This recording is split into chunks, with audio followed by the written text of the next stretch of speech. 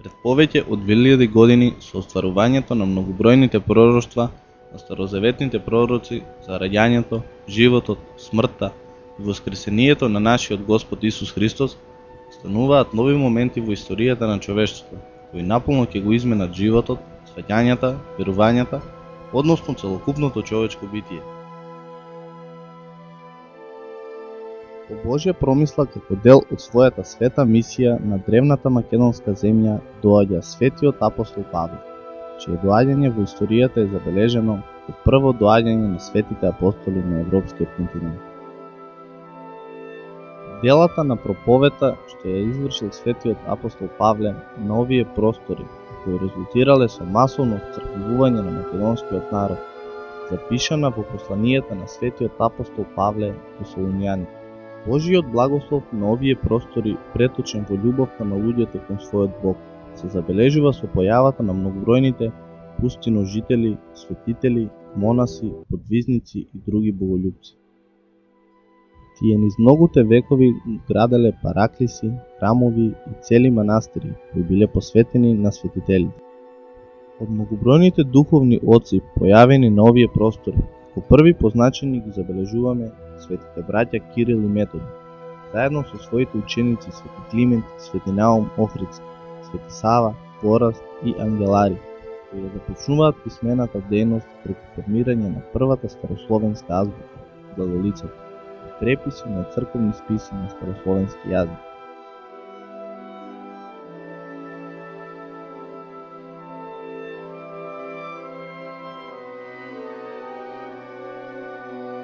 Уште од 11 век.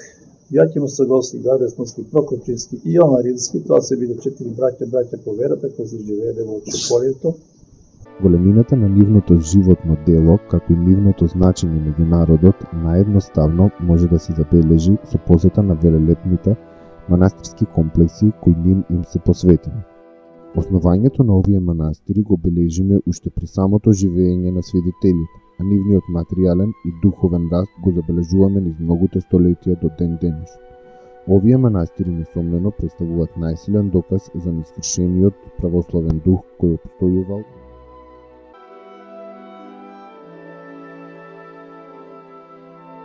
Еден од најстарите и најзначајните просветни, културни, историски, а пред се и црковни објекти на овие простори е манастирот посветен на светиот пустоножител Јоаким Осоговски.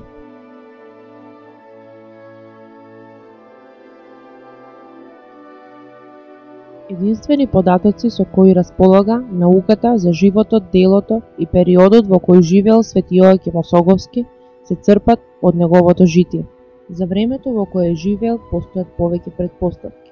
Една од претпоставките е дека тој живеел кон крајот на 11, а умрел кон почетокот на 12 век. Меѓутоа, повеќето извори се сложуваат со тоа дека свети Јоаким Осоговски живеел во 11 век, евентуално и во почетокот на 12 век. Еремитското монаштво, кое во почетокот го прифатил свети Јоаким, го карактеризирала сила, волја и верба во Бога, а страданието, пустиножителскиот и испошништвото се само менлива нишка од животот низ која се остварува чинот на себе предавање на Бога.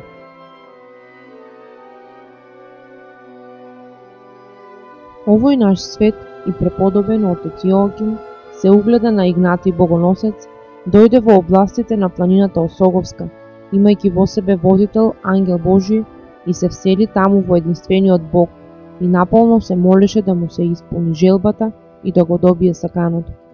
Првата вечер, кога стигнал во Осоговието, стасал до некое село наречено Градец. Таму нашол некој бојларин. Тогаш свети Јоаким му рекол на бојларинот: Еве, брате, сега јавно тебе ти се исповедам, зашто со големи тешкоти дојдов овде. Слушнав дека во овие области на планината Осоговска многу погодно монасите да престојуваат, а особено оние кои сакаат да бидат наполно осамени, да работат искрено за Бога. Бојаринот му ги покажа сите вистински опасности кои бдеат на планината Осоговска. И сутрина, кога стана преродбеникот, веднаш се упати кон местото кое му го покажа бојаринот. Остатокот од животот го помина во пештерата молејки се. Кога се приближи времето на неговата смрт, тогаш, по Божја волја, дојдоа двајца ловджи од планината кај него. Тој, откако ги виде, им рече: Која е причината на вашето доаѓање овде? Бидејќи гледам дека сте уфатени во жал. Тие му рекоа нему: Имаме навика оче да доаѓаме на оваа планина, да ловиме и секогаш со Божја помош наоѓаме лов. Но сега многу се мачиме и ништо не уловивме. Празни пак се вративме. Преродбеникот се помоли за нив и им рече: Време е за вечера.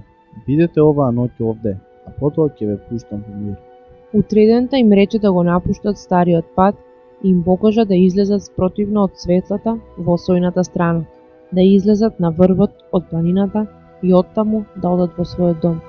Тие го примија реченото. Откако излегоа на врвот на планината, најдоа доста лов и радувајќи се вратија во своите домови. По извесно време се врати еден кај светиот и му раскажа дека со негови молитви Господ им овозможил лов. Не помина многу време, тие луѓе отидоа кај преродбеникот за да го видат и примат од него благослов. Го најдоа починал и многу се натажија поради неговата смрт.